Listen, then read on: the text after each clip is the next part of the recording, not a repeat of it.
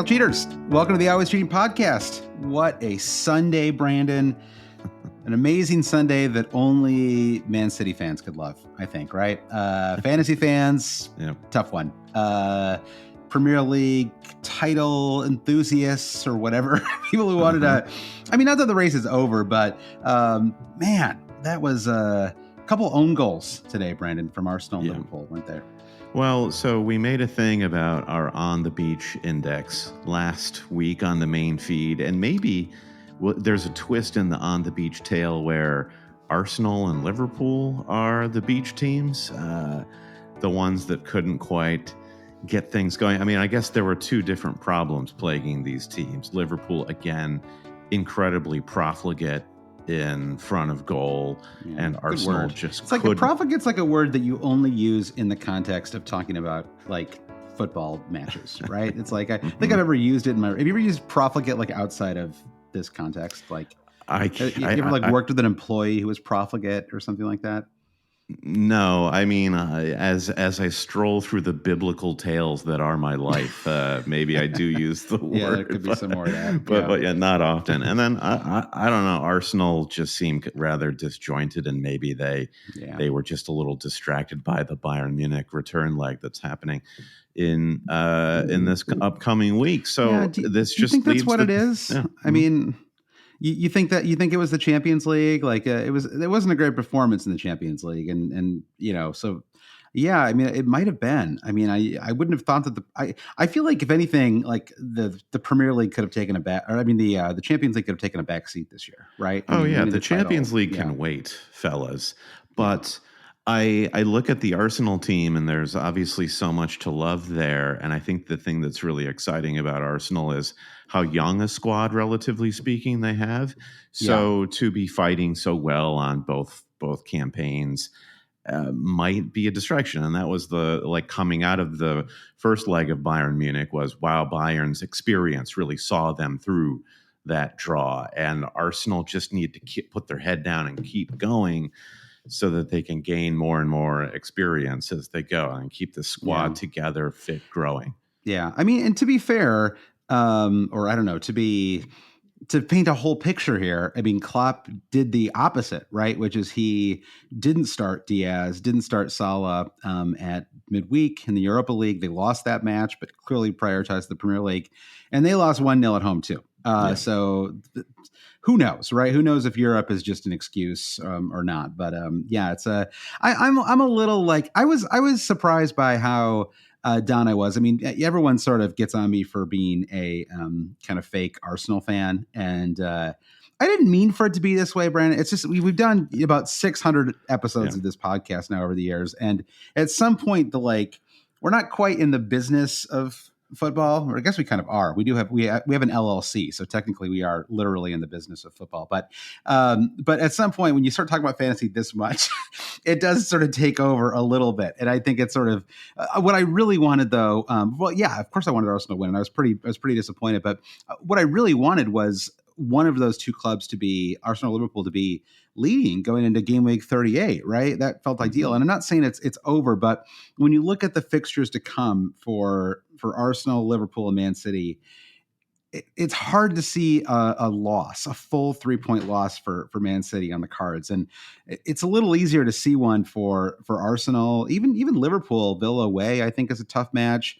Arsenal to play Spurs and Man United away. So I don't mean, I don't want to make people who are Liverpool and Arsenal fans even more disheartened than they are. Yeah, lay off. Jeez. Wow. I know, but I'm processing myself. I feel like I'm getting it out of my system right now. So we can talk about game week 34, which is a proper game week. But I was talking a minute ago on Twitter, and I was saying that I was so disappointed that I didn't even have time to mourn my own FPL team today, which was a disaster. I had 6 players from Liverpool and Arsenal, and I got 6 blanks. I got nothing from all of them. And which is kind of ridiculous. I mean, it wasn't like a shocker for our boy Debu to have a good match. Had a couple of good stops today, Trossard in particular. But Dean Henderson was really the star, right? I mean, he was extraordinary. It was one of those rare matches where, I mean, Dean Henderson was awesome, like back in the Sheffield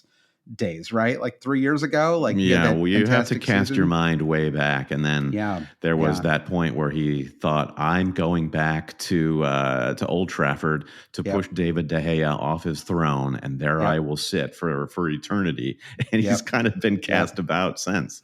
Yeah, and well, he did Man United supporters a solid today with that performance. He should have at least won in just to kick them a little bit. Is he still on loan, or I think he just officially is gone now? Right? Dude, I don't know. I've not been on Henderson detail for a while. I think it was a sale. Sign him though. Build the statue in front of Selhurst Park. All right, so enough venting about the Premier League table. People got very mad at me when I said I felt like the table was over on Twitter earlier today. I was kind of just venting my frustration. I'm not saying it's over, but look, you know what? Let's do one last thing, and then we'll do Game Week 34 because this week's pod is simple, right? It's double Game Week 34. It's the most important game week of the season so far, arguably the most important game week of the season, just bar none. A lot of the best teams in the Premier League play twice, or two, I guess I should really say, Arsenal and Liverpool. But there's also just a lot of decisions to get made. I think the captaincy has suddenly got a lot more interesting. Salah suddenly looks like he's like 31 going on 42 or something. I don't know what's happened to him over the last like 3 weeks. But so there's a lot to talk about in this week's pod. So I think we can get into it, and we're not really going to look ahead to Game Week 35, wild cards, all that stuff. What we're going to do in today's pod is go position by position, right? So we're going to talk about best. So whether you're free hitting, whether you're just using transfers, whether you're just setting up your team correctly, we're going to go keepers, defenders, midfielders, forwards in that order, right? And talk about our top picks for 34. Then we're going to take a couple of questions, talk about the captaincy a little bit, talk a little bit about our teams as well. But just let me ask you, Brandon, to finish off our table title talk here. All right, so Man City, 6 fixtures left this season, okay? You tell me where the loss is here, okay? Brighton away. That's a win for City, I think. Forest away. I'm going to back City in that one. Wolves home. Well, that's going to be a tight affair, Josh, but I think City are going to squeak by. Here is where it gets a little trickier. 37. Fulham away, Spurs away. Well, the Cottagers are up for it this season, and Spurs are the Man City Achilles heel. Okay. So if they drop points, this is the week to look for if you're Liverpool Arsenal fans. Okay. I would venture they'll take, I think at worst, maybe 3 to 4 points. Yeah. I'm thinking 4 from 6 as well. Yeah. So that might be the chance. But again, it really requires is the title race over? No. Is there any slack on the line or whatever for whatever mixing my what am I doing, like a fishing metaphor? I'm not even really sure. But basically the line is about to snap. Right, or you're garroting somebody from behind. I'm not quite sure. I think it's the Premier League title is like a big mouth bass, Brandon, in a Lake Michigan, and in Lake Michigan, okay, or in any one of the Great Lakes. Okay, you pick the Great Lake. We could go coho salmon if you want. It doesn't matter to me, right? But I do love a good coho. Yeah, we all do. They swim upstream, But anyway, so it's a big mouth bass, and it's pulling at that line, and the line is very taut. And if you're not careful, the line's going to snap. You're going to lose that fish. And the line is about as tight as it's ever been for both those two clubs. So let's see what happens, and let's from there move on to FPL talk, Brandon. Please. How did you actually? I think you in the end, with your kind of insane just starting defenders in difficult away matches, it continues to work for you, right? I feel like you ended up you must be on a pretty decent green arrow, all things considered. Yeah, I am on a green arrow. The good things that happened to me were probably the most improbable things to happen today, and that was Leno getting a 9-pointer and Pau Torres getting a clean sheet at the Emirates. So I'm on 50 with Cole Palmer to play, which puts me up to 510K. That's a green arrow. The game week rank is around 2.8 million. So I'm kind of on the average. Losing the Gabriel Saliba clean sheets, a bit of a ding. I mean, I think most of it was actually the Ollie Watkins goal that diminished the green arrow a little bit there with the people who still have him. But it having Pau Torres on the pitch with his clean sheet. Seeing my the Arsenal clean sheets go away made that like not even painful at all, to be honest with you, and put me in a decent position. So I have to feel kind of good about this game week. Now it's a lot of small gains. Yeah. I have to feel good. How small are your gains? I mean, how much are you up right now? How many spots? Well, let's see, up to 510, started the game week at 576. So that's like a 66,000. It's like 11% jump. I'd say that's pretty good. Do I set too high a standard for myself and those around me? I'll just put that out there. You don't have to answer that. Yeah, I do this.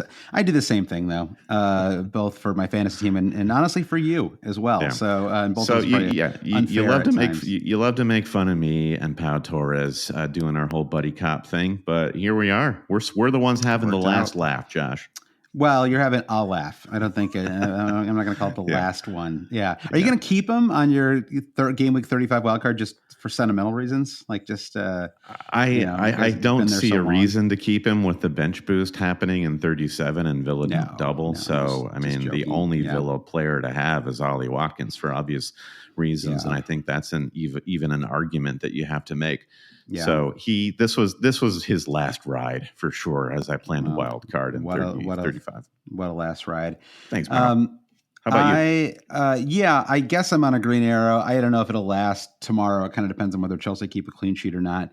I made 2 transfers this week. I brought in Saliba and Luis Diaz. Got a total of 3 points from them. Benched Robinson in his clean sheet, so that worked out well. Got a clean sheet from Dubravka. I guess it's like maybe literally the only good. And I guess I kept it Haaland over Salah. That was the other. It felt like there was a bit of a debate there. Actually, in some of the stat tables, actually had Salah over Haaland as well. So getting that right, I think, was huge. The Solanke goal was more impactful than I was expecting as well. His effective ownership was a little lower than I was expecting. A lot of people have given up on Solanke, and it's that kind of makes game week 34 very interesting for him. Like, how many people come back to him? Is he a big edge that we have who still held the faith? Still 3 goals in his last 5 matches. I mean, not terrible. And in 34, I mean, they're both away matches, Villa and Wolves, but they're not terrible. And it's also his price is reasonable as well.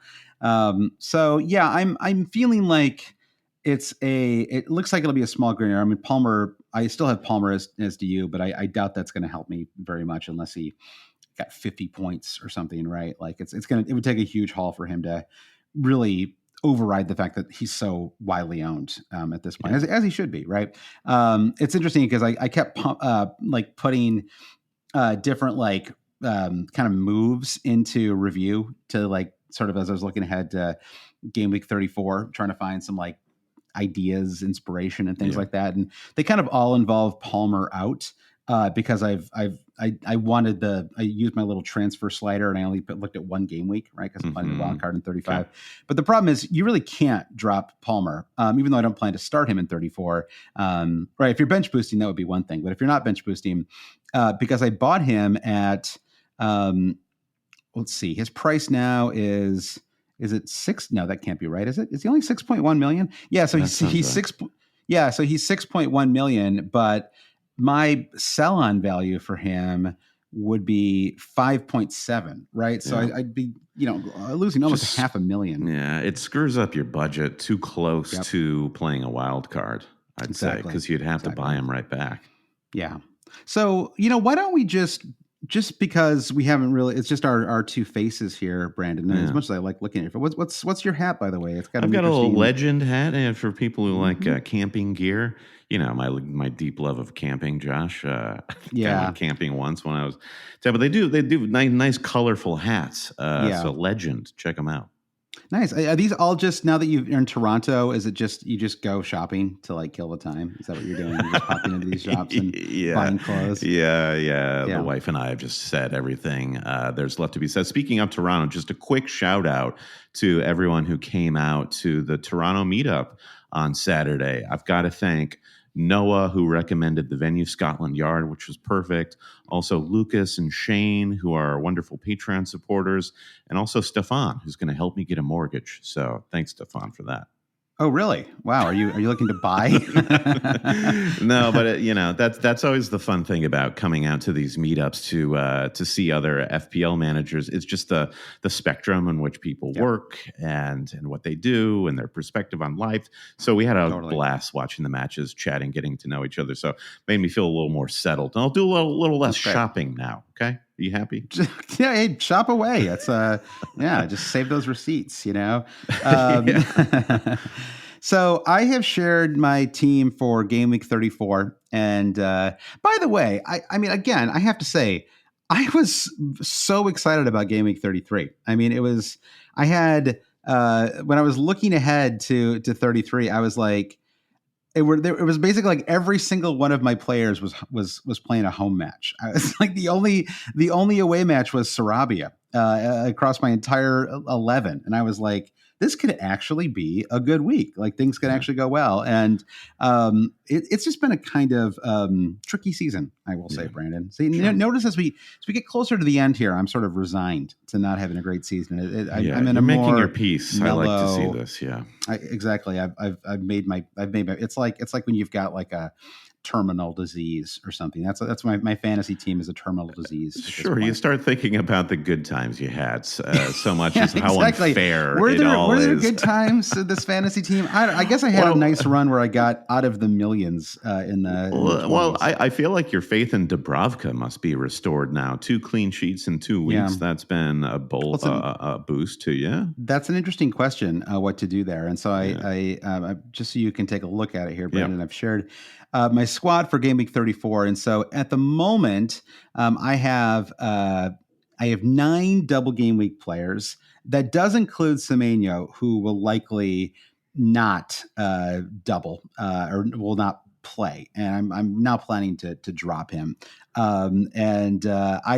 The deal with Semenyo, he's got like a calf injury. Do we know what's going on with him? At first it was they chalked it down to like an illness, but then it was like now it's a calf thing. So it's like an illness. Maybe I don't know. When you get ill, does it hurt your calves? I'm not really sure how that affected things. But sounds like my hey, Quinn. 7-year-old. Welcome to YouTube. Wet. I don't know why they're soaking wet, but I don't want to know. It's 60 degrees here in New York, but that's not Celsius either. I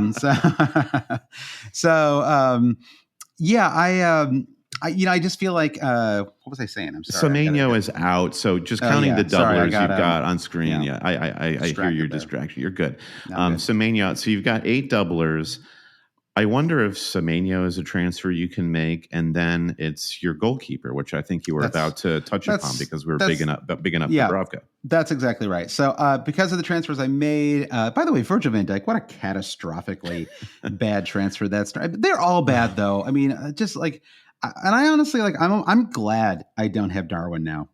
I'm done with Darwin. I've done another 180. I did a 180 this season where I decided I love Darwin, and now I've 180'd again because I just don't. Can you win the title with a forward who is that chaotic? I'm not sure, right? Like it feels like he'd be more appealing as like a backup forward, someone who comes in and brings the fun, right? But him just like he was so hyped up today, like not in a way that I thought helped Liverpool. I thought he was like it was like he had 3 cups too many cups of coffee or something before. Do you remember, Josh, when I first saw the movie You, Me, and Dupree with Owen Wilson, and I told everyone, including you, I think this is one of the funniest movies I've ever seen. Yeah. And I think we should all watch it. It became like a bit, like how much you loved You, Me, and Dupree. Yeah, and I committed to the bit. I would sit down with other people to watch it, and I would laugh, and I would think, oh, this is so funny.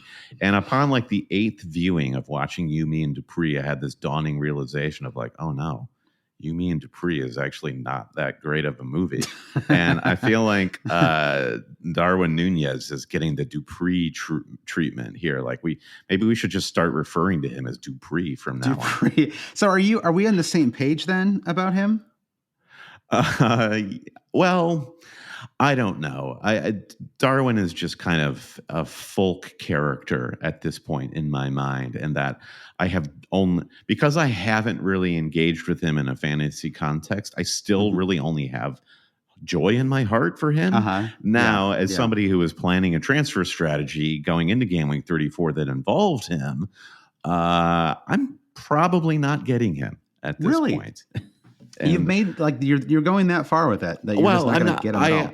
I mean, I don't have any transfers that I'm willing to commit to here on Sunday. We've got a week to go, Okay, and so I'm very you have curious to see what yep. Liverpool what they run out on Thursday. And if Yeah. Darwin is rested, then I'm still going to consider him. But there's no form to recommend getting him into your fantasy team right now. Yeah. I mean, so your situation is that you have 3 Arsenal and 1 Liverpool. You have just Salah at the moment? That's correct. Yeah. So Yeah. I'm woefully under served with Liverpool players here, Well, and it's hard to. I've Then it's honestly, it's like in theory, I was like going into the last couple of weeks, it was like, well, you should just be tripled up on these 2 clubs, and yeah. I still mostly feel that way about Arsenal. It's crazy that I waited so long to get the Arsenal double up, and then I finally got it this week for a combined 1 point from those 2 players. But and then honestly, it could have been more. I mean, Villa could have scored 4 goals in this match. It was a one-sided from minute 1, really. But yeah, so just to finish in my squad here for 1 second, my plan now is to move Semenyo to Mateta. I think that's the most logical move there. I could actually bring in Cunha, and I suspect he's going to end up rising in price this. If he hasn't done it already, he's going to rise in price, and that he might price me out. But I think I slightly prefer Mateta anyway, just because it's 2 home matches, and I mean, actually Wolves have 2 home matches as well, but one of them is Arsenal, so obviously just a little less appealing. And so I thought Mateta played well today, is classed as a forward. For whatever reason, I had in my mind he was a midfielder. That's an interesting one for me to consider, actually, as I look for Amuni's replacement. Yeah, I thought Cunha looked incredible on Saturday. Yeah, he did, and and Sarabi had a big chance as well in that match. Just missed a kind of like a rebound that fell to him. That was an unusual match, that Wolves Forest game.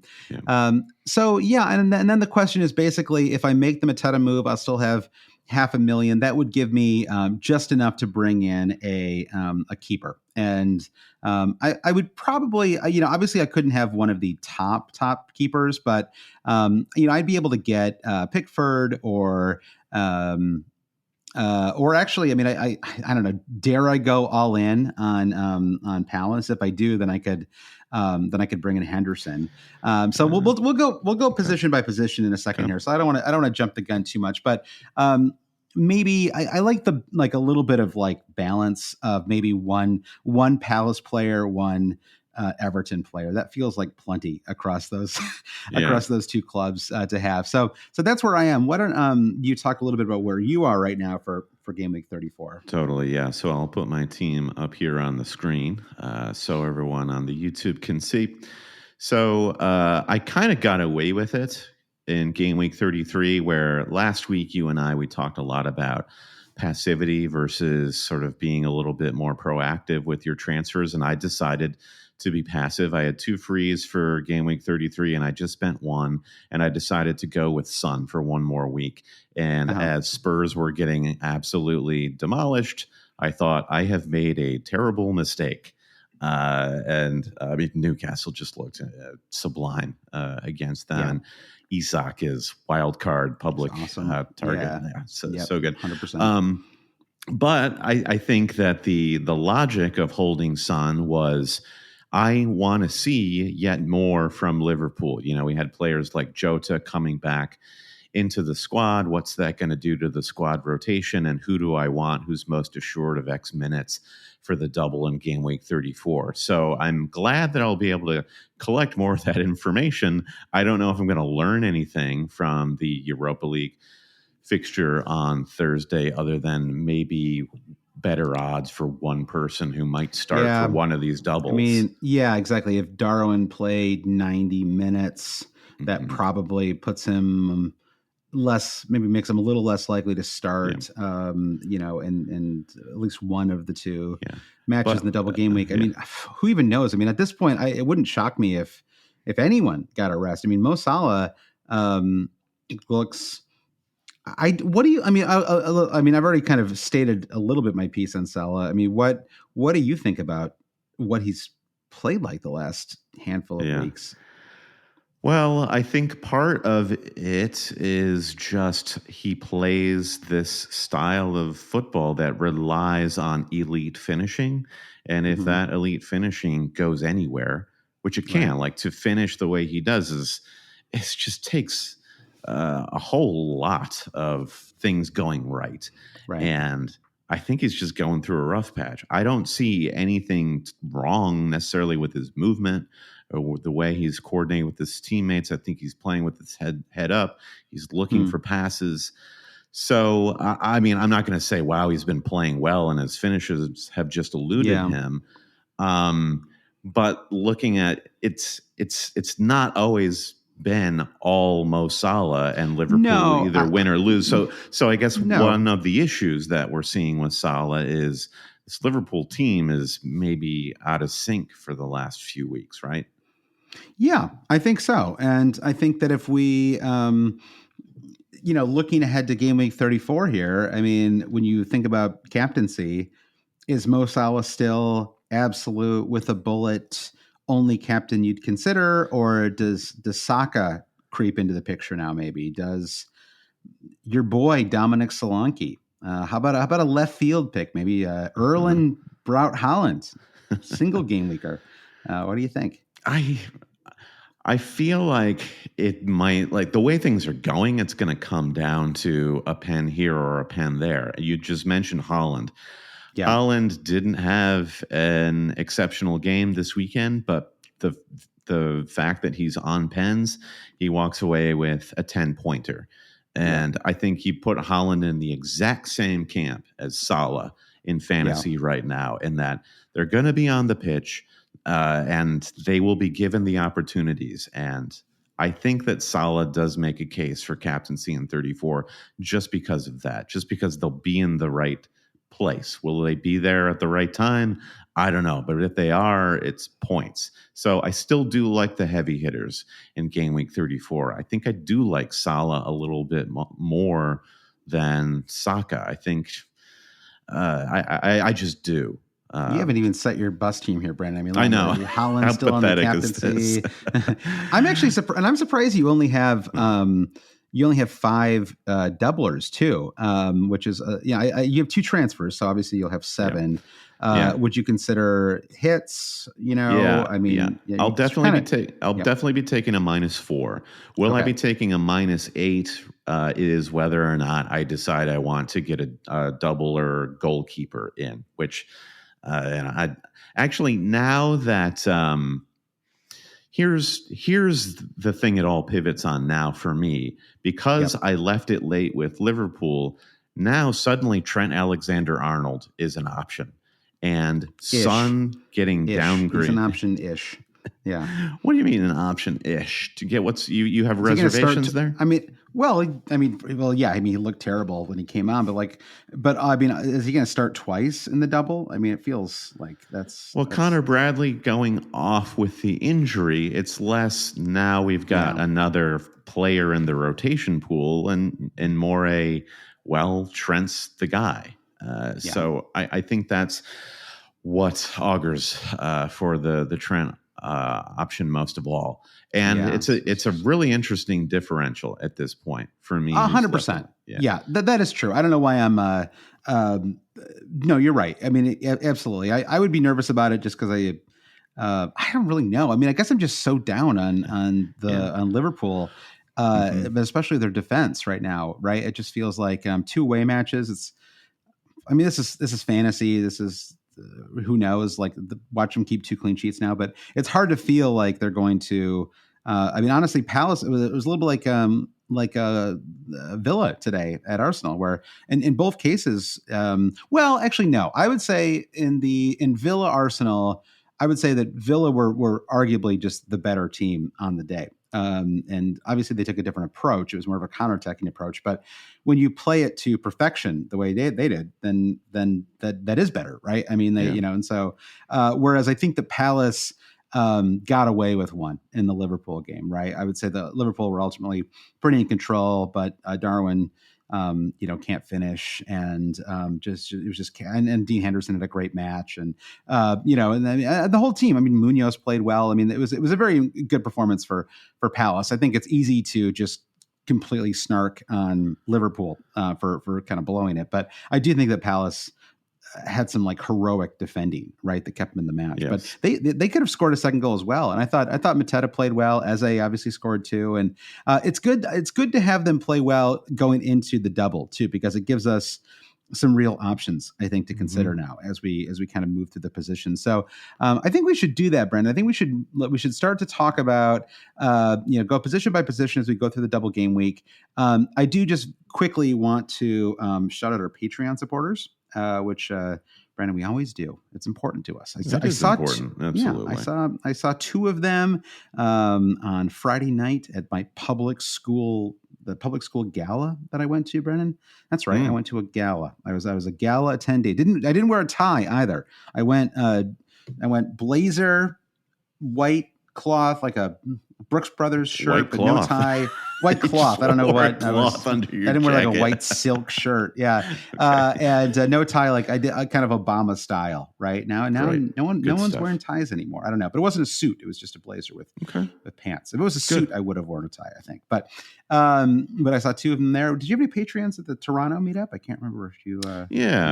Shane and Lucas. Shout out to Shane and Lucas, our lovely Patreon supporters. Really fun to have interacted with them on the Discord and finally meet face to face. Absolutely. So patreon.com/alwayscheating is where you can go to support the podcast. If you've enjoyed the podcast this season, if it has been helpful or entertaining as we complain our way through the final. Well, actually, I think we've been keeping it pretty positive the last few weeks, honestly.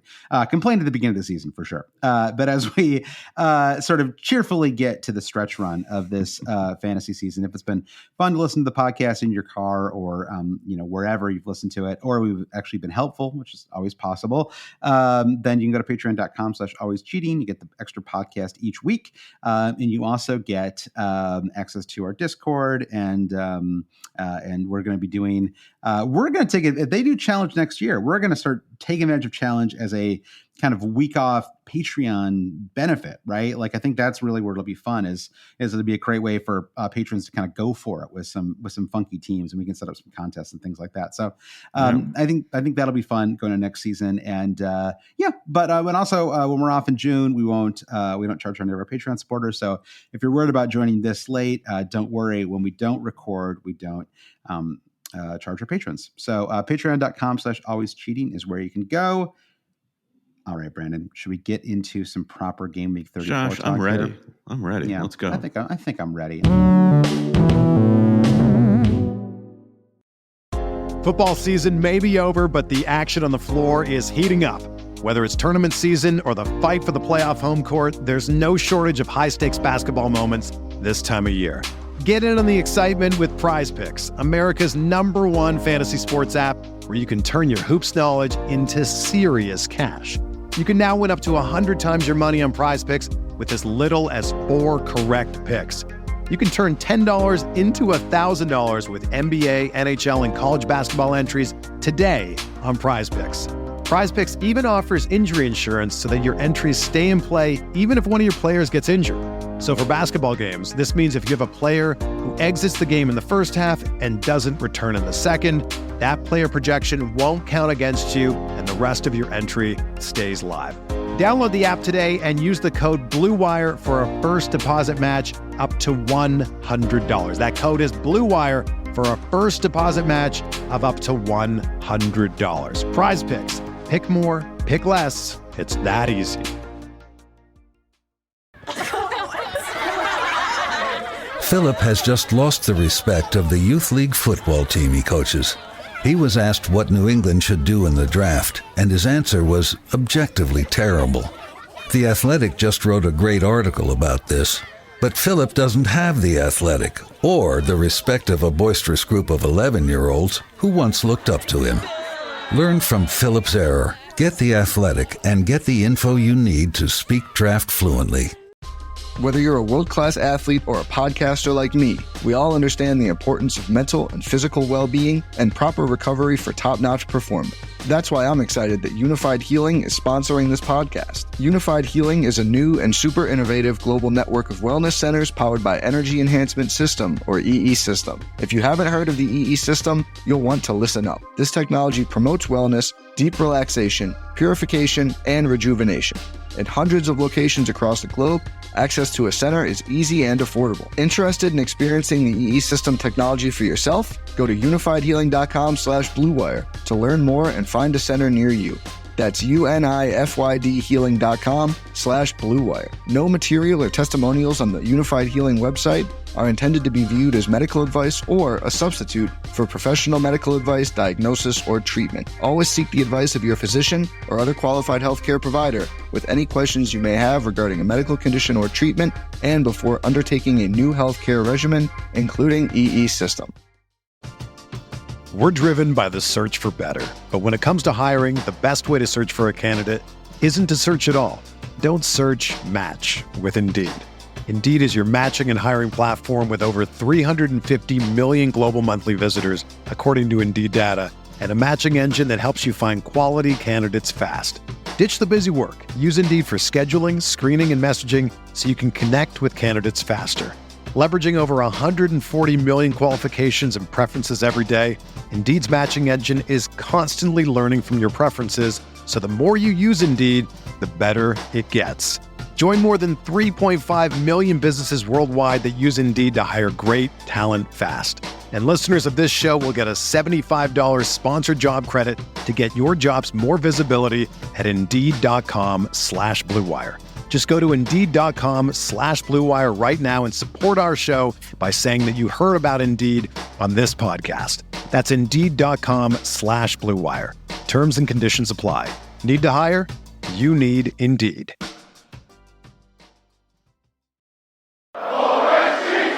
Let's pull up the fixtures here so we can talk those through a little bit as well. So we got a nice long week ahead here, Brandon. We've got it stretches. Let's see. Well, here let me share so you can take a look at it as I'm talking. It's I love a fixture ticker on the FPL site where you have to actually do some scrolling. That's epic. Yeah, that's true. Yeah. So it'll start on Saturday, April 20th. Isn't that the I think it's the birth of, is that Hitler's birthday, Brandon? So Hitler's birthday will kick off this double game with only three matches on the day. If only the Dead Zone guy was able to get it together, we wouldn't have to celebrate this day anymore. There's the birthday of Rome and Hitler's birthday. Like one is the 20th and one is like the 22nd. I can't remember which is which. Okay. And then it ends on Thursday, April 25th. So a nice long stretch of matches every day except for Monday. And so I will be in America for the first half of this double game week, Brandon, and I'll be in Rome in Italy for the second half. So I'm hoping that I can actually sneak out and find some kind of Roman like pub where I can watch matches in the evening. So I'm a public house of some sort. And so I think that seems possible, right? Like I feel like one can. I would. They like sports. They like Serie A, I think, primarily. So that might be your biggest roadblock. But I've never been to Rome, so I don't know. Yeah. No, we'll see. So yeah, I guess we'll have a get. Well, I'll be on for next week's pod, and then so I guess that'll be like an in media res pod where we can just I don't know, complain about how things have gone so far, whatever you end up doing. But it's very spread out because it's also an FA Cup weekend. So you'll have some, you typically get interesting match times there. So you see that on Saturday where there's two early fixtures and then a 2:30 p.m. or 7:30 p.m. in England start time for Wolves Arsenal. So that should be fun. I mean, I'm planning to have 4 players at least in that match, Brennan. Oh yeah, and that will kind of kick off the double game week of it all, because that's when all the doublers will first be engaged in the game week, and we'll start to see, is this going to be blow the doors off, we're all scoring a bunch of points or double, or are we going to have to be cautiously more cautious about it? Yeah. So. I'm my guess is caution will be our watchword. I feel like there's probably going to be a clean sheet wipeout for Arsenal in that match, but I think there will be goals on both sides and I think we should walk away with a healthy bunch of points. Yeah, and the early matches, it's a rare double game week that starts off with two pure watches. I mean, Sheffield United are a double game week team, but I don't know how much people are loading up on them. I mean, I guess well, you know what? So I got the fixtures up here. Let's start going through. Let's go position by position, because there's at least one spot where you could consider a Sheffield United midfielder, Brandon. So let's talk about it a little. Let's talk, Brandon. Let's get together and talk right now. So let's go. We don't always do this, and as we go squad by squad, but I think it's useful to go position by position in this case, because a lot of people are in similar spots to us where there's some people out there are just straight up free hitting, right? And that's its own kind of situation, or they're bench boosting, which is kind of another one where, and in that case, you might as well kind of go all in as much as you can.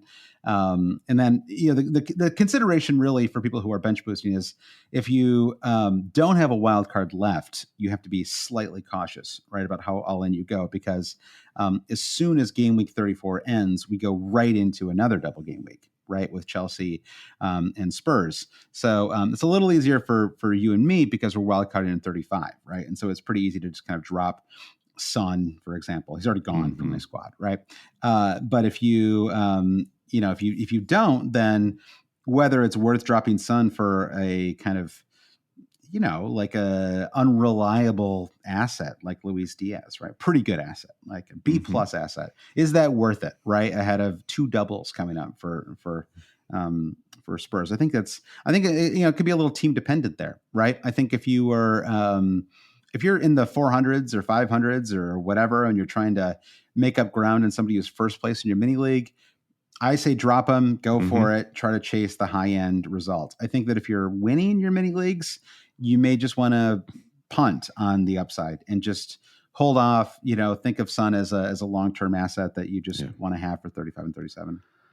Yeah, and watching Spurs this weekend, it was hard to pick out a star player. I mean, maybe Brennan Johnson was the best Spurs player out there this weekend, but Son it's just going to be such a popular pick coming out of this double, with Spurs immediately getting that double. Yeah. That's going to be at least we'll have Son and Palmer, so we'll have there'll be some opportunities to pivot a little bit with the captaincy. So hopefully we'll get a nice division there. We've actually had that the last couple of weeks with Son and Holland this week, and then last week. It hasn't really been too extreme, I would say. I guess 10 to 2 is pretty big, right? Like that had to have some impact. Yeah, I think this was probably one of the bigger weeks in terms of separating out the captain winners and losers. So condolences to the solid cappers. It was a good try. Yeah. All right. Well, enough preamble here. The keepers that I think you'd want to consider. I mean, obviously we have the teams that double in 37 are the ones that you'd want to target here, and that's just as a quick refresher: Arsenal, Bournemouth, Crystal Palace, Everton, Liverpool, Sheffield, and Wolves. Right. So you have 7 total clubs that play twice across game week 34. And just, starting at the keeper position, part of what makes it tricky is that arguably the best keeper that you could have for 34 is David Raya. Well, again, we have to just kind of forget this Villa match happened for a second, right? But it's certainly based on what we've seen the last number of weeks. It would be David Raya. But whether he's more valuable than an Arsenal defender or Odegaard or Havertz, that I think is a little trickier. I don't know. I don't feel quite as confident about that. It's clear to me that he's not even as valuable as any other Arsenal defender. So if you're going to double up on the defense, it's got to be a Saliba or a Ben White, if you assume that Gabriel is the steady force in everybody's team. To get Raya, just blocks you off from attacking points. Interesting that Zinchenko was like running away with bonus points. Zinchenko is like perennially the weak link in Arsenal's defense. Yeah. Our friend, a friend of ours who's an Arsenal fan, was like, every time Zinchenko gives away the ball, it's a 0.8 xG chance for Aston Villa on average. That's a made up stat, by the way. Was Kiwior that bad? I know he wasn't great in the Champions League, but like I thought he was playing pretty well. Like I thought things were working with him. I'm not quite sure why he lost his spot. They were working. I mean, I guess Zinchenko does a slightly different role in that inverted fullback that Kiwior can't do. I mean, Zinchenko is just naturally a midfielder. But like, okay, to stay out like on task here. Sure. Yeah. I just don't see any way in which Raya is a viable asset. Yeah. In 34. But just to stay on the Zinchenko thing for a second, I mean, there was a gaping hole on the left wing, on the kind of left back spot where that first goal was scored. And I mean, Declan Rice didn't like cover himself in glory there either. But where was Zinchenko on that play? Like, nowhere. We'll never know. Yeah, he was not in the screen. The screen could not capture where Zinchenko was. So. And we needed to use the tactical view to find him, I think. Yeah, exactly. I need the what are they? It's like all 11, or there's like in the NFL they have like a tactical analysis thing they do. I think it's called all 11. All right, so I think if we take him out of the equation, then you're left with a bunch of interesting options. Honestly, I think you've got Henderson, who's the cheapest option. Crystal Palace have 2 home matches in 34. He's in good form, and I suppose we have to rethink. Brandon, we introduced the on the beach rankings on last week's pod. Crystal Palace were one of the inaugural teams in there. We did a tight 3 minutes on Crystal Palace and how they were no longer kind of. And everybody loved it too. Oh. It was great to rave reviews. Netflix has optioned that 3-minute bet. Yeah. And then they came out there and played marvelously, honestly. And so, I mean, we were right about Brighton, though, Josh. Let's give ourselves a little bit of credit. Brighton. Okay, that's true. That's a good point. So I don't know how much of this is the new manager bump. I had forgotten that their manager was came from the Bundesliga as well. Brandon, he was what's our friend Eric Freeman's club? The Frankfurt, right? Yeah, it was the Frankfurt manager. So I think that was so maybe he should change his name to like Frankfurt, and then we could remember that. So Dr. Frankenfurter, exactly, real, exactly. So I think that it's I think that he's worth considering. I think Pickford, just because again, it feels like Everton are they can't really score. Right. And so they're going to have to keep the matches tight. They still are at real relegation risk. The problem with Everton is that, one of their matches is relatively simple, right? Forest at home. The other one is Liverpool, and Liverpool have to really go for it right down the stretch. They have to just kind of, I don't think they can trust themselves to kind of win on defense down the stretch here, right? So no, just so you don't get yourself in trouble there. I don't see the Everton Forest as a simple match. This is a huge 6-pointer. Like these are the penalty teams, the teams that are down there at the table because they've had to eat all these points because of the league telling them to do so. I think it's going to be a very heated game. So Everton have to play a huge 6-pointer at the bottom of the table, followed by playing their biggest crosstown rivals. Yep. So I do actually love Pickford for this because I think that these are going to be wild all-action games with lots of shots. I feel like I think. For Pickford, he's probably going to be the keeper with the most save points this week. This is a wild prediction I'll put out there for game week 34. Yeah, I don't hate that. I think that's very possible. And what about Henderson? Would you give him a shout there? It's West Ham at home for Palace and Newcastle at home. The performance against Liverpool it just bucks the trend with Henderson. I feel like the rest of the story over the last couple of years with him has been nothing, not good enough. So I'm not ready to say I'm going to put him above Pickford in my sort of like fantasy points Hoover rankings, just because of that one performance. Yeah, and they had such a nice, solid Everton play tomorrow. We're recording this on Sunday, so it's we'll see how we're feeling, how rosy we're feeling about Everton after tomorrow's match. I mean, I'm sort of still thinking right now about their defensive chances, about how kind of solid and easy they made it in that home win over Burnley last weekend, right? So, let's see how they look. Let's see how many injuries they pick up over the weekend too, Brendan. So. All right. So I think those are, Jose Sa, I suppose, would be the other one that we could throw in there. If you were looking for a transfer, 2 home matches for them, Arsenal and Bournemouth at home.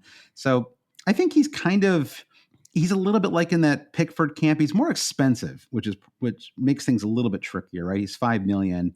I feel like I'd rather just go Pickford at 4.7, maybe save that 0.3. This dude got an assist against Forest. Incredible scenes. That's incredible true. scenes. That's true. 8-pointer on after letting up 2 goals. But that's just Jose Sa's world. It's crazy. Yeah. Well, letting in 2 goals too, right? Which I feel like is what you see a lot with Wolves. I mean, I guess if I was ranking the 3 keepers that I would be targeting for this game, I think I'm with you on Pickford as well. I'm going to give a little more thought to Henderson, but I think I'm inclined to be with you because you could see the Liverpool match, even if they don't keep a clean sheet, being the kind of match where he just faces, he gets 9 saves or something like that, right? They concede 2, but he gets 9 saves and finishes on 4 points, maybe nicks a bonus point or something like that. Yep. So, so I think I'm with you. So I go Pickford, Henderson, and Sa. And then I think those would really be my 3. I wouldn't really consider even someone like Neto, who plays twice. Allison back. Wow. Yeah. He's a pretty good goalkeeper. And this true. would be controversial if I just decided Luis Diaz and Darwin became Trent and Allison. It seems deeply unfun, honestly. Given how they've looked defensively, it does really feel super unfun, especially because once Trent's back, that's like, I mean, clean sheets are going to be even harder to come by, right? So, all right. The keeper's dusted, I believe. Okay. I am in agreement with you. All right, we're moving on to defenders then. Right. So I now think that I was thinking about this earlier today, watching the Arsenal match, certainly the first 70 minutes or so, which is that there are 2 great defenses in the Premier League this season, but only 1 good defense for fantasy. So Arsenal and Man City are both very strong defensive teams. Man City has a confounding weakness for letting in a goal. Right. It's just they cannot help themselves. They're always going to let 1 goal in. And I don't know if it's this weird slip in concentration. It's funny because they have these in the matches, and yet I don't think of them as a team that chokes. Right. It's like they haven't really ever done what Arsenal kind of did the last 2 seasons, right? Which is to they do it in the Champions League all the time. They do. That's true. They've done it in the Champions League many times. That's true. I'm glad you even things out here a little bit. So they've done that plenty, and we'll see what happens. They play Champions League midweek too. Mm-hmm. So I suppose the reason to hold off on making any transfers for a couple of days if you can avoid it, right? Because Arsenal, Man City, Liverpool, and even Villa, Brent, even your boy Pau Torres might play at midweek. So a lot to come over the next couple of days. Come on, Pau, stay fit. I just need to ride this gravy train all the way to game week 38. Yeah, exactly.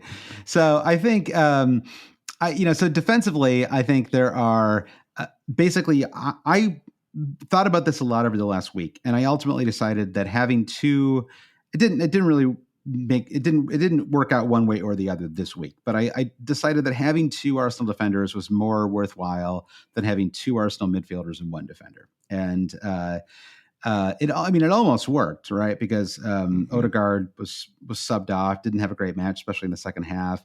Havertz was okay. Picked up a yellow card late, and so it was really just kind of one or the other. And I decided that Diaz was worth owning. And honestly, if Diaz scores that goal, right? If Henderson doesn't make a kind of blind, brilliant save, then I'd be feeling pretty decent, honestly, about this game week. I think having 2 defenders from Arsenal is really just the starting point for whether I was building a free hit team or if I had a couple transfers to use this week. And I say that even though they, their away match, or I mean, they're home to Chelsea, which is not a great match. I mean, I think they'll win that match, but Chelsea can certainly score goals, right? I mean, they concede a lot of goals too, but they certainly score. And then, the other one is away to Wolves. And that could be tricky too, because Wolves are, I don't know. It's like it'll be an evening match and in the Midlands. I think that could be kind of a tricky match for Arsenal. Wolves are in this weird sort of like nether form that's hard to explain. They're playing well, and it's almost to me, it's like a product of all of these individual players just finally sort of waking up and realizing the roles they're playing in the team, from Sarabia to Aït-Nouri to Cunha coming back now. I just think I agree with you. They're a hard team to play right now. Yeah, exactly. You wouldn't. You might not fear that. Wow, I'm going to drop all 3 points to these guys, but I just don't know how we're gonna stack up against them. Yeah, but I think with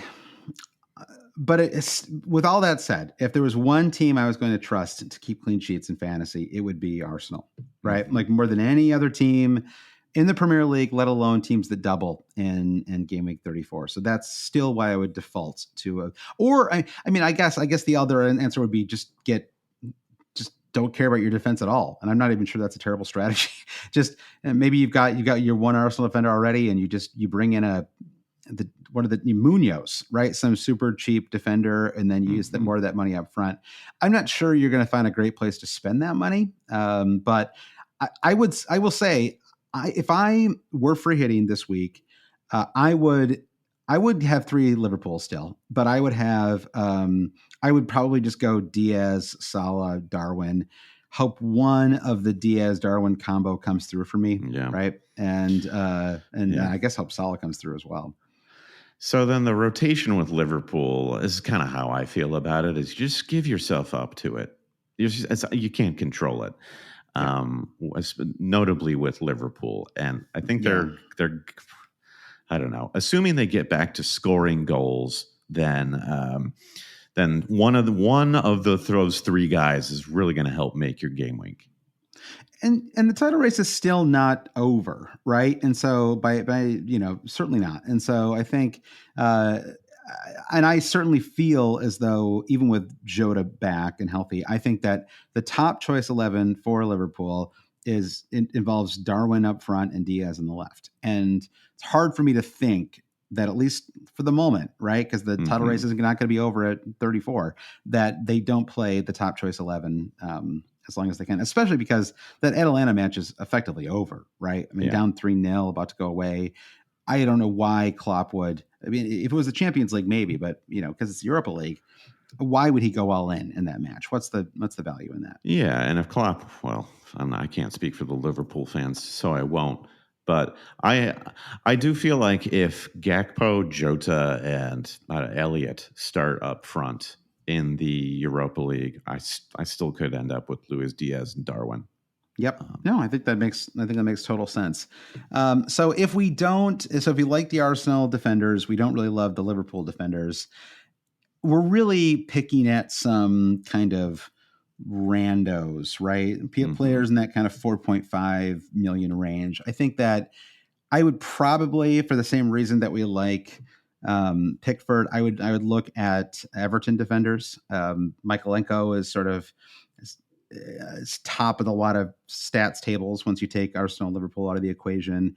I think Munoz, I thought he had some really nice moments today too, Brandon, in the Liverpool Palace match. I'm picking up a little bit of like, you've got a Munoz crush sort of working. Well, I kind of like him. I mean, it's I like quality, Brandon, and I know you've got Rolls Royce taste. You only like the players from top Big Six clubs, but to me, I'm happy to find some diamonds in the rough, lower in the table, and so that's my style. I like to find good players and celebrate them, and you don't, and that's fine.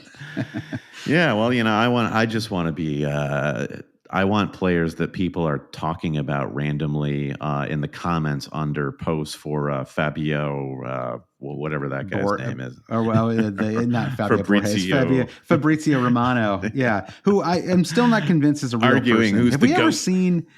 Has anyone actually ever seen him talk, or is he just like an amalgam of different? Okay, it'd be funny if he was if he was like a composite of just like all of these various accounts under the name Fabio, or maybe it was like Simone. Wasn't that movie Simone? About Sure, yeah, with Al Pacino. Yeah, exactly. So I'm just okay. Here's my question for you. Sure, maybe you've seen him talk.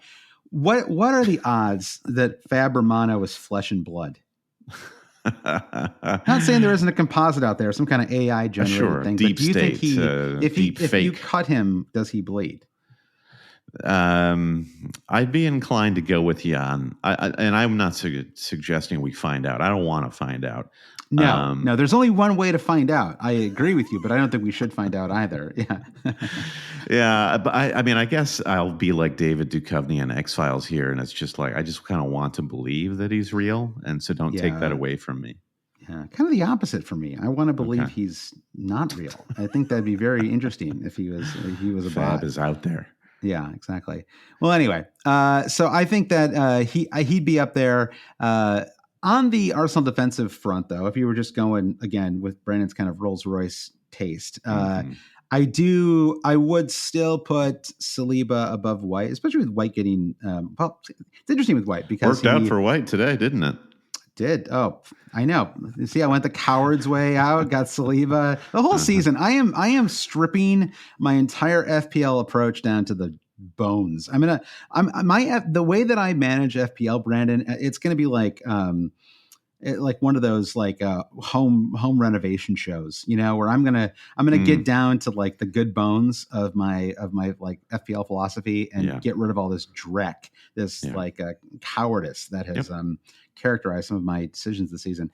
But anyway, I still like him. I mean, I think that White getting subbed off early is honestly worries me a little bit. Kind of, it's a little bit like when Kiwior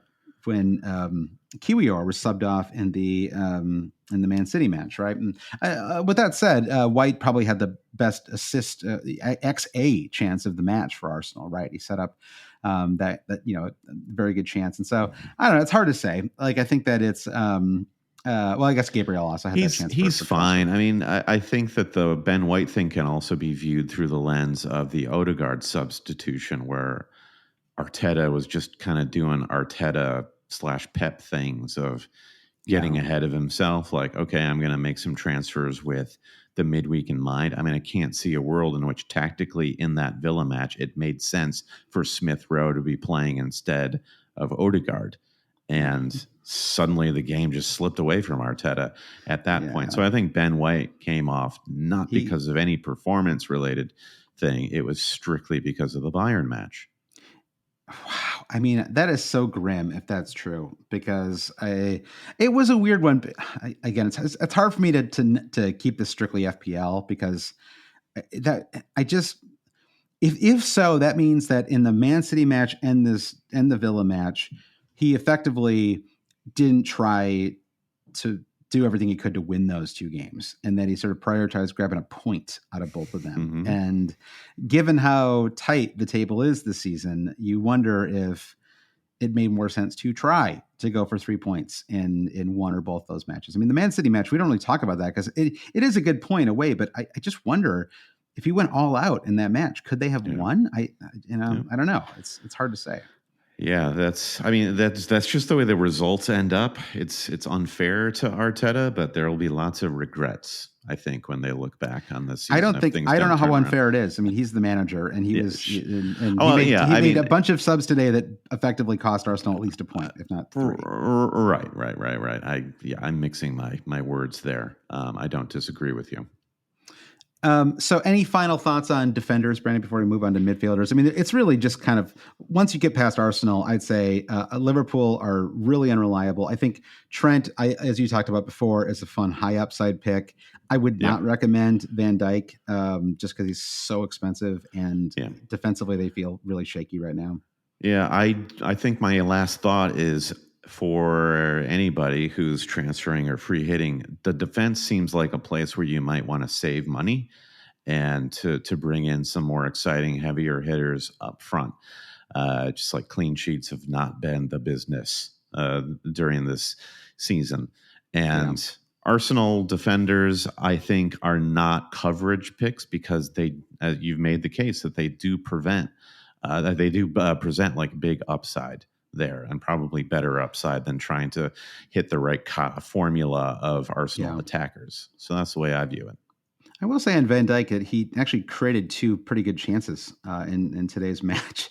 The Endo, if Endo's shot goes in, I wonder how different that match ends up. I suspect Liverpool actually ends up winning that match. But once the Endo shot, it was actually an interesting game, like an interesting day for inside of the crossbar goals that still didn't go in, right? I mean, I guess you had the post chance with Watkins too, right? Where it's so rare that a ball ricochets off the post the way that Watkins shot did, and it doesn't go in afterwards, right? It was like just the physics of it. You just expect it to it was the inside post, It was weird that it just missed the other end. And then the Tielemans shot at the end of that Arsenal match that hit the crossbar and then the post too. It was a wild sort of like geometric shot today. Yeah, exactly. Yeah, it's like pool today. It was interesting angles. All right, so let's move on to the midfielders. I'll note, by the way, thank you to Michael Scott. Wow, the office is Michael Scott, who notes that Arteta said that Odegaard had a minor issue, and that was why he was. Okay, I'm not going to call anybody a liar. First of all, I'm not calling Michael a liar. He's reporting the facts as he understands them. But of course, I'll be a conspiratorial mind on this podcast. Of course, he'll say that instead of Arteta saying, "Oops, oops, that was dumb. Oops, I did it again." Britney Spears style. I mean, we can start walking into this is like talk sport territory of like, well, what's Odegaard saying? Like, I got to come off because I got a niggle. Come on, buddy. Suck it up. Yeah. Well, we'll see. Sometimes those turn into season-ending injuries, Brandon. So we'll see what happens there. And then I'll I don't know. I guess I won't have the last laugh. But at least I'll be the one who seemed sensible while you seemed wildly reckless. Fair. I'll take that position. So, all right. So the top midfielders, though, we at least have a range of options and prices here, right? So, the other one, by the way, that we didn't talk about is Aït-Nouri for Wolves, and I think he's a tricky one now because he was. It was like 50-50, basically. It looked like he was probably going to be okay based on the managerial comments. And then he ultimately was not deemed fit enough to start. He's probably going to start at least one, if not both of the matches next week. But it just makes you a little nervous, right? When a player is on that kind of precipice of whether he's fit or not. And I just hate going to a double with, I think if you were free hitting, you might as well just go for it and toss him in there, right? In the starting lineup. But if you're not, then you're just in a tougher spot. I probably would just not get him at all. Occasionally you get from the club Instagram post of look who's back in training. And if that's Aït-Nouri and he's smiling on the pitch with his buddies, then sure, go for it. Let's all do it. Yeah. But otherwise, I agree with you. Yeah, it's a tricky one. He's played extremely well. So I do like him as a high upside pick. And the fact that he has this injury issue will prevent some people from getting him. And so there's even more of an edge possibly if you're okay with the risk. I guess you argue that he's been occupying the space that Hwang Hee-chan would be playing in now, and he's back fit. And does Aït-Nouri being back, even if he is fit, is playing in a slightly different role. Right. So that's a further complication with him. This is the Pedro Porro, James Madison dilemma. The Porro did score a couple weeks ago. All right. So anyway, let's get to the mids though. So at the top, we've got no surprise here. We got Salah and Saka as the kind of two top picks for game week 34. I think that's clear.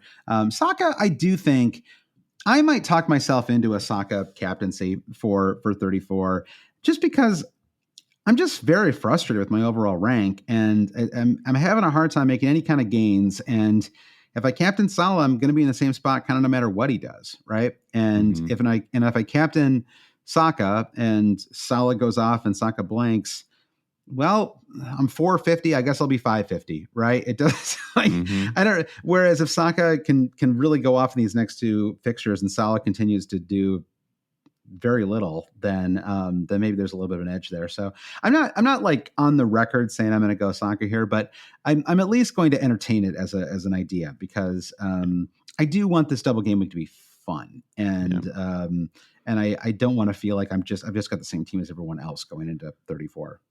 Just thinking of that goal that Saka did score against Bayern Munich was just like a beautiful classic Saka on his left goal. Yeah. I wish we saw more of that. He almost did today. I mean, he had a great chance. Barely, that was the Ben White chance I was talking about before. It barely went wide. I think you could argue that Saka is just playing well. You could definitely argue this that he's playing better than Salah, and it is a good captaincy shout. So I think he's right there with Salah in terms of vying for your attention. I think once you get past those two, you've got some interesting, not necessarily captainable players, but you've got Diaz, you've got Eze, scores a nice goal today. It was a good team goal today, honestly. And, Tariq Mitchell to Eze on the goal. We're not talking about forwards yet, but I did think Mateta had some nice moments too. He was offside, but the back heel attempt on that goal was pretty slick. That looked very cool. I wish that was like a Sadio Mane style. He used to use the back heels from time to time like that. Yeah, Rodrigo Muniz had a similar sort of attempt. Here we go. Not Munoz, Muniz. Okay, Muniz, not your boy Munoz, but my boy Muniz. He had a very kind of quietly solid game of hold up play. Nowhere close to fantasy points though. Yeah, as SWAT notes, Brandon, in the comments, we got to make fantasy fun. Right.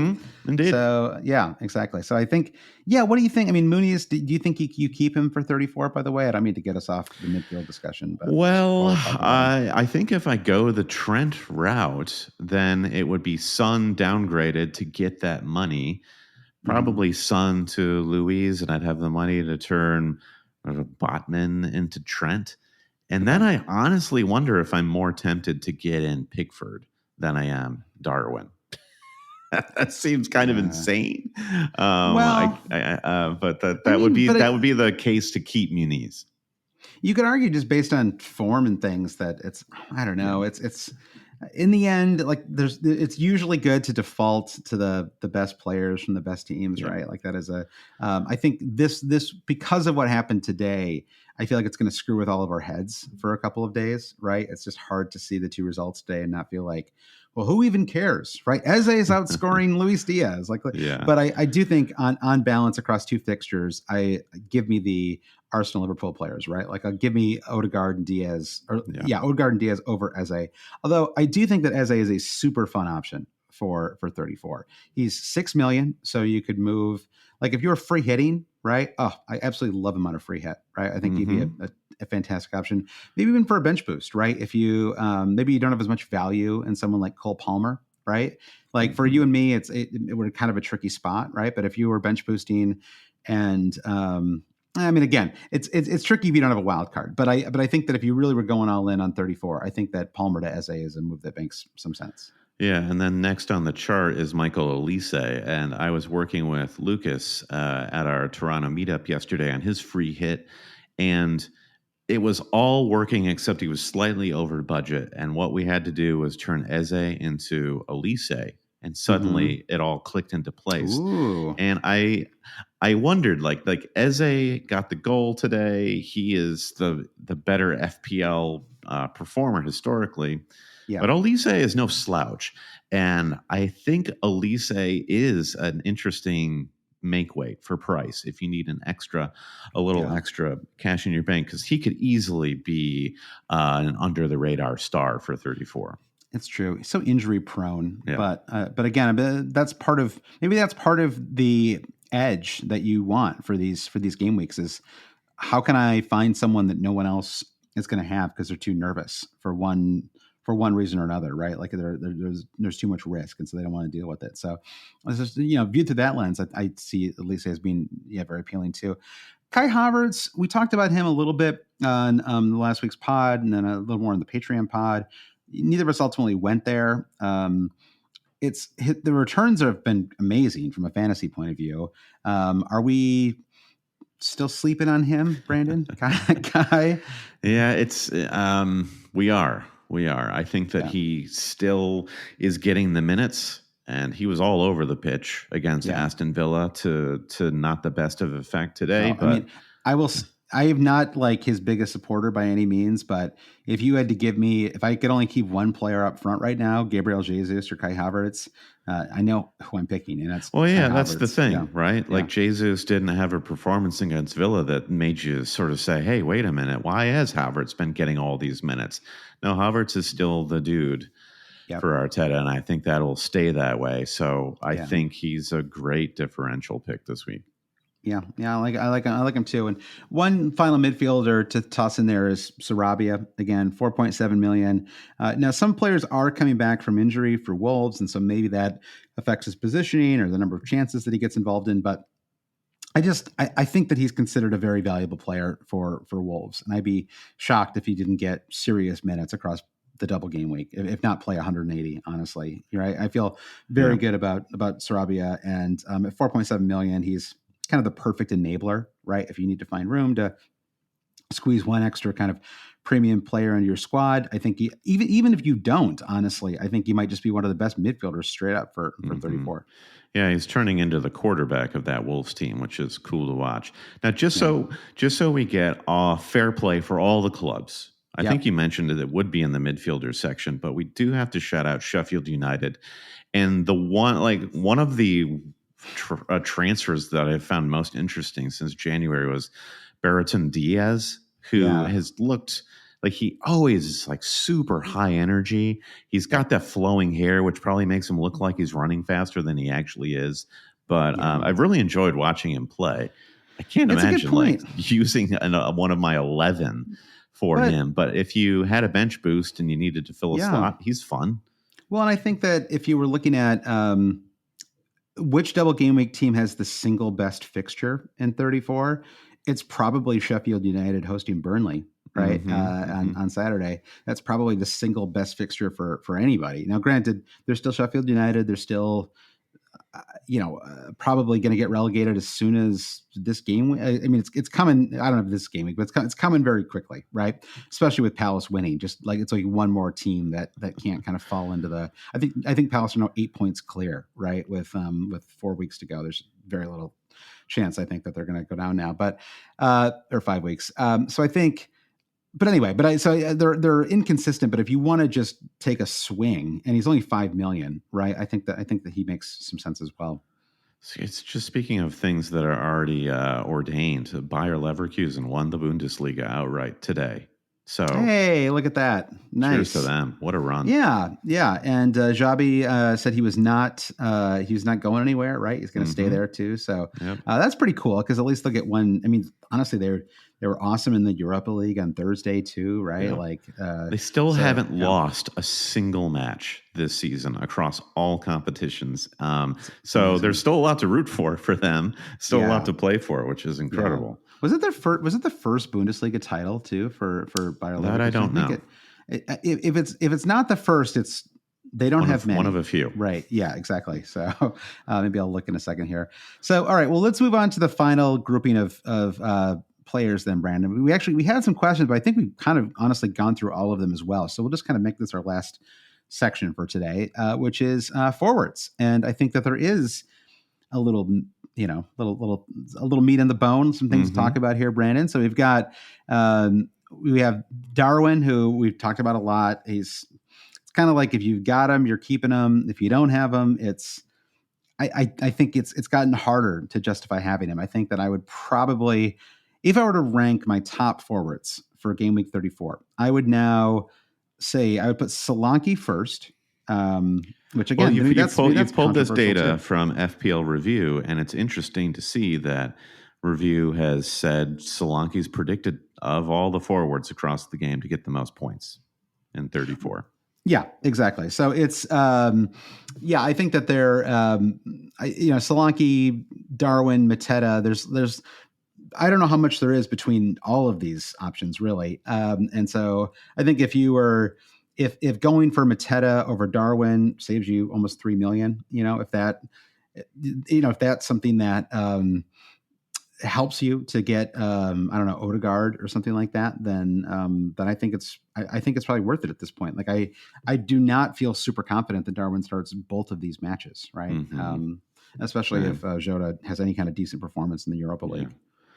Yeah, same. Yeah, Darwin. God, the stock is just so quickly plummeted on these Liverpool assets. It's kind of like boggling my mind. Like I'm really just going to start spending my transfers on Wolves and Everton instead of Liverpool. So I feel like it's smart to get over that. Like suck it up. Liverpool's still an amazing team. They are still going to be pushing for the title. And there are just fantasy points to be had. I know. So to get over that. I think we all collectively have to. At least I already have my 3, so at least I don't have to think about it anymore. I'm just like unless one of them gets injured or something, I just I have them and it's done. And thank goodness, because I was sick of thinking about it.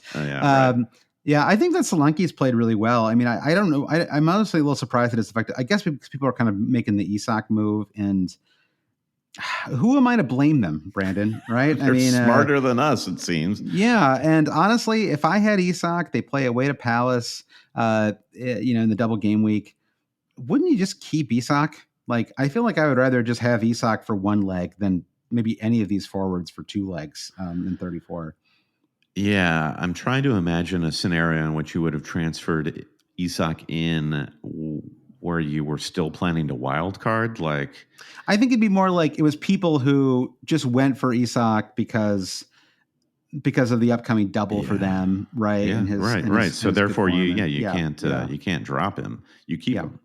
Yeah, exactly. So I think, and also, I mean, what's even more fun is they don't play this weekend and they play on Wednesday. So you don't even have to have that thing where you're like, well, I don't want to be all out of my forwards early on in the week. Actually, I'm not even included on here on my little screen share with you. There is on Thursday is the Man City match too, where they play away to Brighton. So I think that I think it is actually a game week where you may just want to keep your forwards. I mean, I in your case with Muniz, it feels like maybe the form has finally dipped, right? He was kind of molten hot for a while there, and now it's I think if it's not Darwin, Cunha is just very tempting for a fun pick.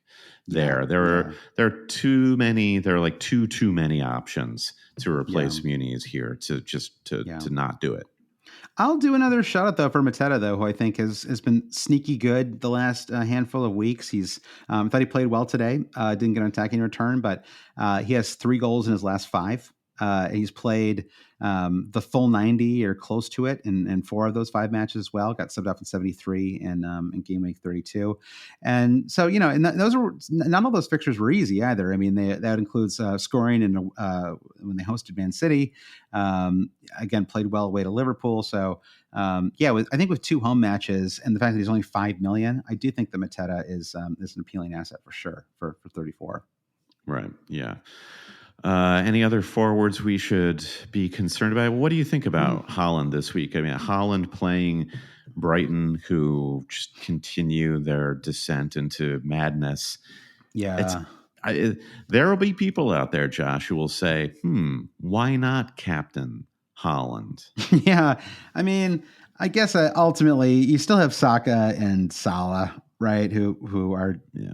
The double. Like Saka, Salah, Haaland are probably the 3. Well, I guess, how about Watkins? Should we throw him in there too? I mean, Watkins is insanely good, both as a player and as a fantasy asset.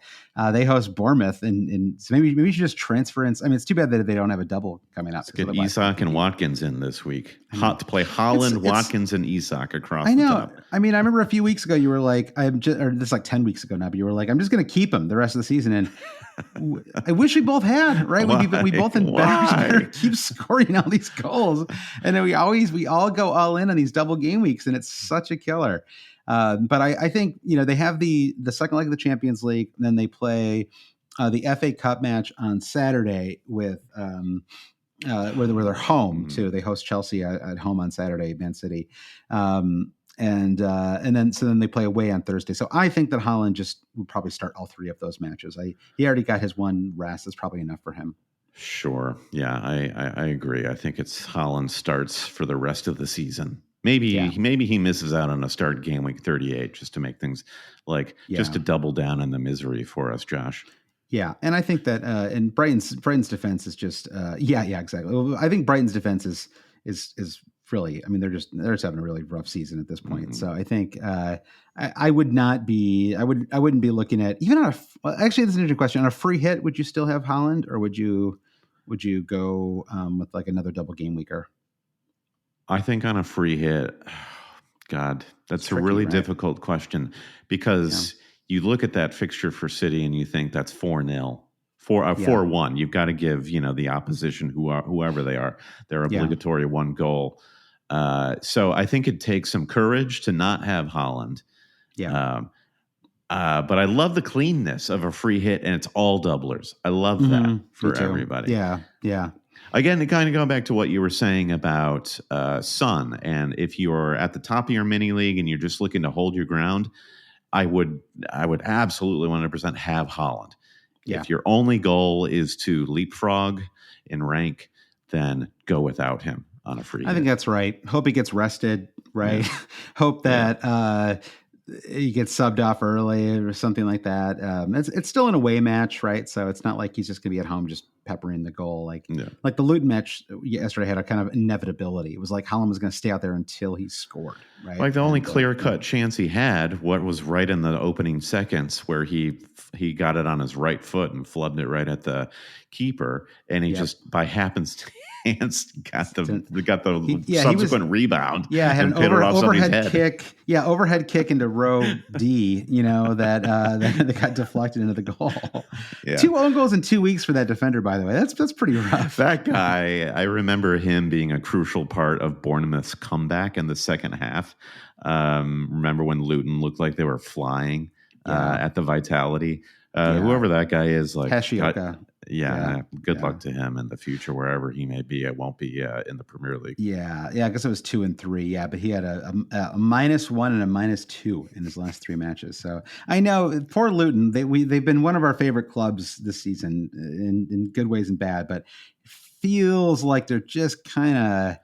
It's like the the motor's puttering, Brandon. It's like it's kind of just pulling in. It's like a NASCAR race. And it's like they probably needed to bring those tires in for one more rotation for the final few miles. It's like at the end of Predator when all of the mercenaries, they just start peeling off one by one, and there's the Native American guy who just says, "You know what? It's the end of the line for me. Like, you guys go on ahead. I'm going to stay here and fight the Predator, even though I know it's certain death." I feel like that's Luton right now, where they're like, "Go on ahead." I'm still a believer because less with Everton, right? So when you look at the table right now, stop, and then I'll share the table with you. I'm just going to share the bottom of the table, Brian, the fun part of the table. Now, the top part of the table is too depressing to be shared. So you have Everton with 2 games in hand on Forest and Luton, and they're already like a point up as well. So I think Everton should be fine. I guess if they lose both those matches, or don't even pick up a point, they might be in trouble. But I think with Forest and Luton only separated by 1 point, I just think Luton can do one thing well, or at least have been able to do one thing well, which is score goals. And I typically side with the club that can score a little bit, right? And Forest have actually been, Morgan Gibbs-White has played quite well recently, but I think that I just wonder if Luton might just nick like one extra win, one extra point, just enough to just edge out Forest. Yeah, I'd love to see it. I'm rooting for you, Luton. Yeah, and then I think Burnley and Sheffield are pretty much screwed. Toast. Yeah, I think they're in trouble. All right, well, that is 34. Lots to think about, lots to consider. I think that we'll do a Patreon pod on Thursday. That'll be after all the European stuff, so we'll have more time to sift through. I think I'll have a much better sense of exactly what I'm planning to do. I'm planning to do -4 myself, though. I think I'm kind of, again, sort of like you were talking about before. You might as well. What is the point of me trying to scrape by with my keeper in an away match? Like, let me just take on a keeper and hope he can have some stand on his head in one match and pick up 10 points or something. Yeah, it's a -4 or a -8 for me. And I've been kind of playing catch up a little bit just to get some more doublers into my team. But at least I get to see what happens with Liverpool through the course of the week and see how all these teams look in Europe midweek. Curious to see.